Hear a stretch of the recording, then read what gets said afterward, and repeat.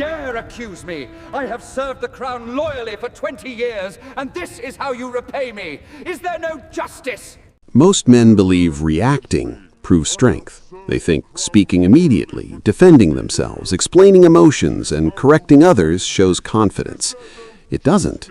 It shows predictability. And predictability is the first thing predators look for. In nature, predators don't chase the strongest animal in the herd. They watch for patterns. The one that panics first, the one that moves when pressured, the one that reacts without thinking. Humans operate the same way. The moment someone knows how to trigger you, anger, jealousy, insecurity, pride, they gain something far more valuable than your attention. They gain control over your behavior. Most men never realize this is happening. They think arguments are about truth. They think conflicts are about respect. They think debates are about proving a point. But the moment you react emotionally, the game has already shifted. It's no longer about truth. It's about who controls the emotional tempo of the room.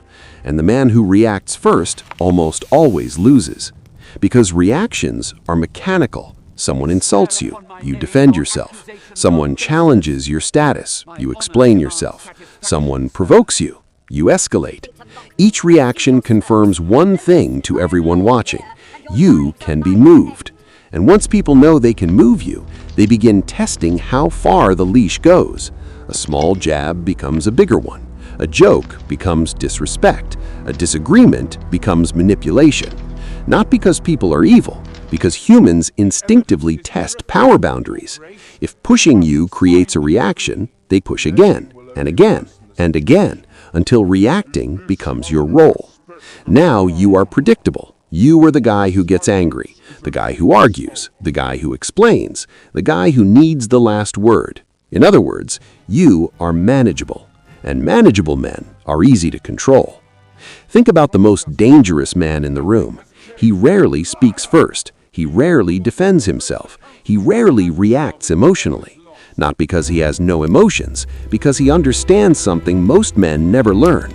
Silence breaks psychological loops. When someone provokes you and you don't react, something strange happens. The psychological script collapses. The manipulator expected anger, or defense, or justification. Instead, they meet nothing, and nothing is destabilizing. Humans are comfortable steering emotional reactions. They are not comfortable steering silence. Silence creates uncertainty. Uncertainty creates caution, and caution shifts power. But this is where most men fail, because staying silent feels wrong at first. Your ego screams to respond. Your pride demands correction. Your mind wants to prove something. But those impulses were installed long ago. School trained you to explain yourself. Work trained you to justify your actions. Social life trained you to respond immediately. You were conditioned for cooperation, not power. And cooperation requires emotional transparency. Power does not. Power requires control over your reactions, because the man who controls his reactions controls something much bigger than his emotions. He controls the frame of the interaction, and the man who controls the frame controls the outcome. This is the first lens shift you must understand. Reacting feels like strength, but in social warfare, reacting is often submission disguised as honesty. Once someone can trigger you, they no longer need to dominate you physically. They just press the right button and you move yourself. That is the invisible leash most men live with their entire lives. They believe they are free, but their emotions are being pulled by anyone clever enough to test the right pressure points.